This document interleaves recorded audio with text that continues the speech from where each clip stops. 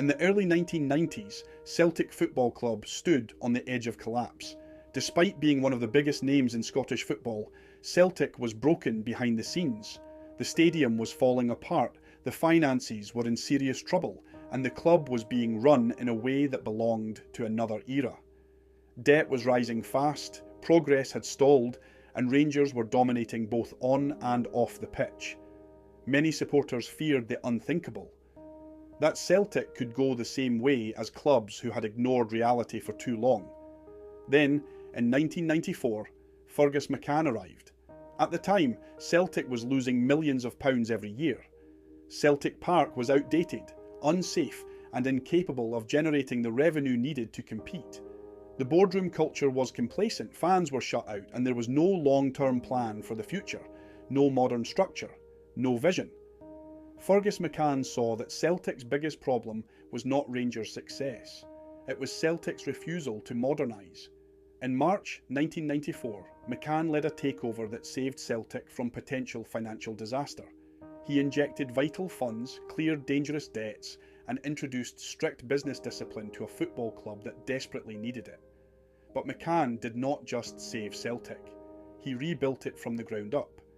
One of his boldest and most controversial decisions was to demolish and rebuild Celtic Park.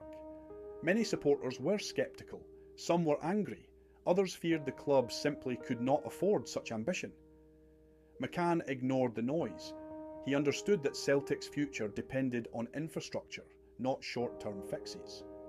The rebuilt Celtic Park became a modern 60,000-seat stadium, one of the largest and most intimidating in Europe. It transformed matchday revenue, it future-proofed the club, and it sent a clear message that Celtic was finally thinking big again.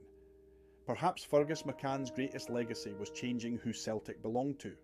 Instead of control sitting with a small group behind closed doors, McCann encouraged supporters to buy shares and own part of the club.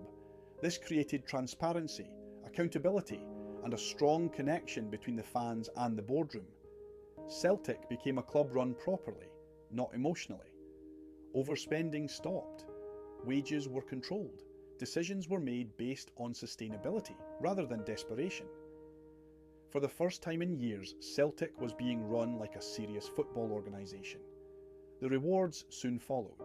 In 1997 to 98, Celtic stopped 10 in a row. Under Wim Jansen, Celtic won the league title, breaking Rangers' dominance and restoring pride to the club and its supporters. It was more than just a trophy. It was a turning point. From that moment on, Celtic never looked back. League titles followed. European nights returned. Financial stability became the norm. Everything that came later, from domestic dominance to famous European campaigns, was built on Fergus McCann's foundations. True to his word, Fergus McCann did not stay forever. Once his work was done, he stepped aside. But his impact remains everywhere, in the stadium, in the balance sheets, and in the way Celtic operates to this day. Fergus McCann did not just save Celtic Football Club, he dragged it into the modern age. And because of that, Celtic did not just survive. Celtic thrived.